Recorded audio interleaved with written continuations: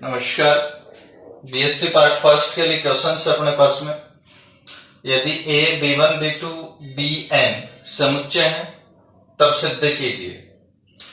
अब इनको बराबर करने के लिए सबसे पहले हम LHS का एक एलिमेंट ले लेते हैं। तो माना x belongs to a minus union of bi I equal to 1 to n। अब x अगर इसका एलिमेंट है तो देखिए सबसे पहले यहां पर संक्रिय आ रही है माइनस, और a माइनस x अगर a माइनस b का एलिमेंट होता है तब हम जानते हैं x a का एलिमेंट होगा लेकिन b का एलिमेंट नहीं होगा। तो यहां से हम देखेंगे तो x a का एलिमेंट है, then x belongs to a and x इसका एलिमेंट नहीं होगा यूनियन ऑफ bi का। तो x does not belongs to union of bi I equal to 1 to n। If and only if, यदि और केवल यदि, if and only if x belongs to a and, अब इसको देखते हैं हम, x union of B I का एलिमेंट नहीं है, यानी कि x B1 union B2 union B3 union Bn का एलिमेंट नहीं है।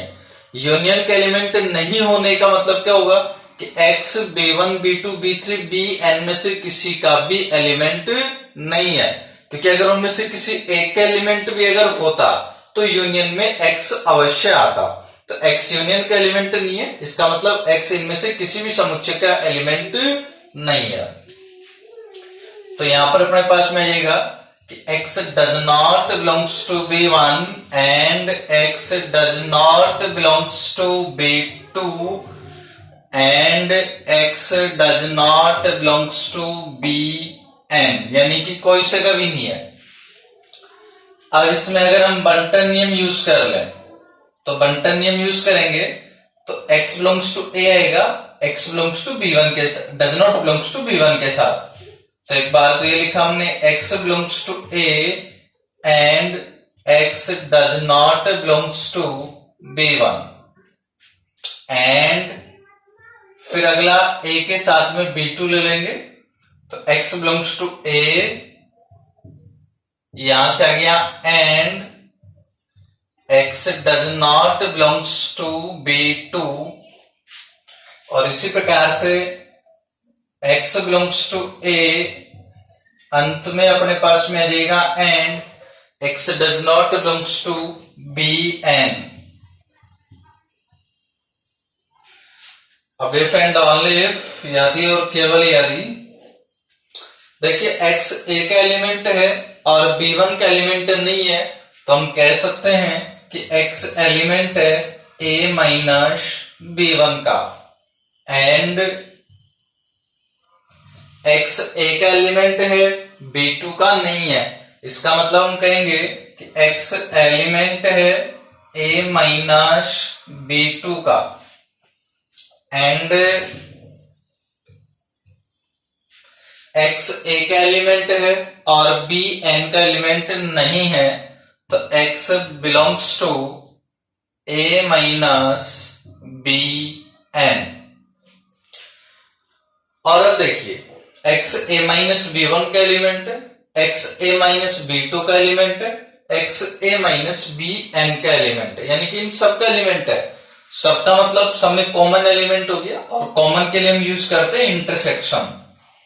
तो संक्षिप्त में अगर हम लिखें तो एक बार तो ऐसा देखिए, x एलिमेंट बन गया आपके पास में a minus B1 intersection a minus B2 intersection a minus Bn। If and only if, इसको अगर अपन संक्षिप्त में लिखते हैं तो लिख देंगे x belongs to a minus, देखिए a तो सब में था, माइनस B1 B2 Bn, तो इसको व्यापक रूप में लिख दें तो, और इंटरसेक्शन है बीच में, तो intersection of Bi, sorry A minus B one intersection A minus B two, तो इसको अपन ऐसा लिखेंगे intersection of A minus B I, और I equal to 1 to n. I का वैल्यू अपने पास में 1 से एन तक है। ये अपने पास में आरएचएस बन गई। बस इसका मतलब x को हमने एलएचएस का एलिमेंट लिया, वो आरएचएस में मिल गया। इसका मतलब एलएचएस सबसेट है आरएचएस का और आरएचएस सबसेट है एलएचएस का, इसलिए दोनों बराबर हो गया। नेक्स्ट सेकंड क्वेश्चन हम देखते हैं।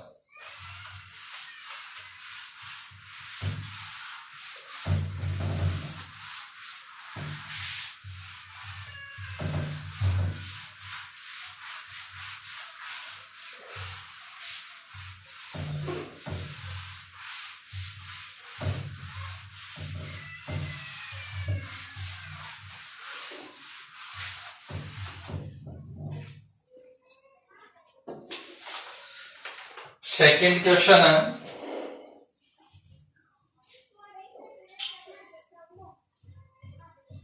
गणितीय आगमन सिद्धांत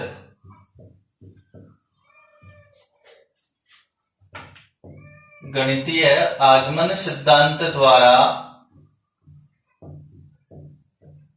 सिद्ध कीजिए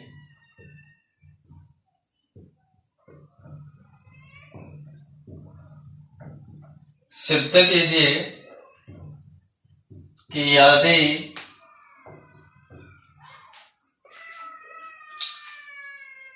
यदि A1 A2 AN तथा B कोई n+1 समुच्चय है, कोई n+1 समुच्चय है, तब intersection of AI I equal to 1 to n union B equal to intersection of I equal to 1 to n AI union B। तो गणितीय आगमन सिद्धांत से हमें इसे प्रूव करना है। गणितीय आगमन सिद्धांत से प्रूव करें तो सबसे पहले अपन करते हैं n इक्वल टू 1 के लिए इसकी जांच करते हैं। n इक्वल टू 1 के लिए LHS देखिए, LHS में अपन n का वैल्यू 1 कर देंगे तो यहां केवल एक ही समुच्चय बचेगा A1, तो बन जाएगा A1 यूनियन B। RHS अगर हम देखें यहां से, RHS में अगर n का वैल्यू 1 कर दिया जाए तो बस यहां पर केवल बचेगा A1 यूनियन B। I के स्थान पर 1 किया तो A1 यूनियन B।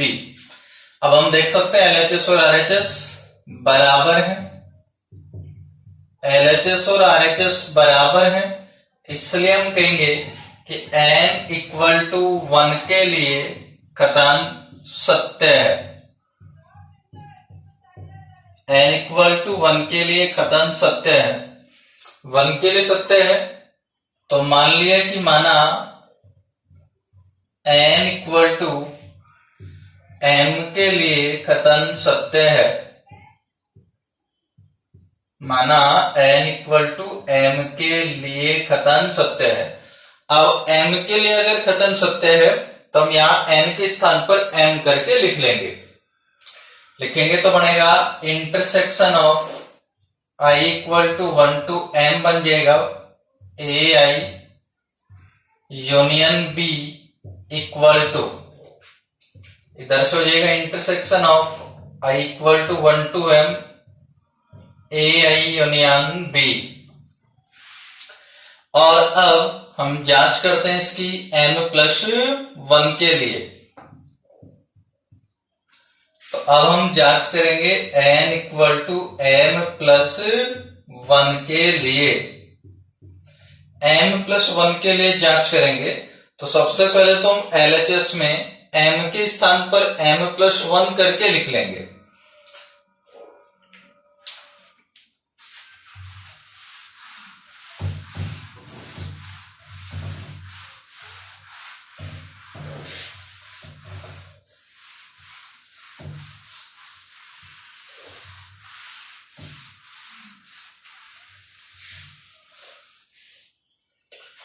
तो LHS में हम m के स्थान पर m+1 करके लिख रहे हैं, तो बनेगा इंटरसेक्शन ऑफ AI और I का value 1 to m+1, I equal to 1 to m+1 union B equal. अब इसको सोल्व करना है और इसको सोल्व करके RHS जो बन रही है इसके अंदर m के स्थान पर m+1 बन जाना चाहिए। तो इसको सोल्व करते हैं तो देखिए ये जो I इक्वल टू m+1 से 1 से m+1 है, इसको अपन ऐसा लिख सकते हैं एक बार, intersection of I equal to AI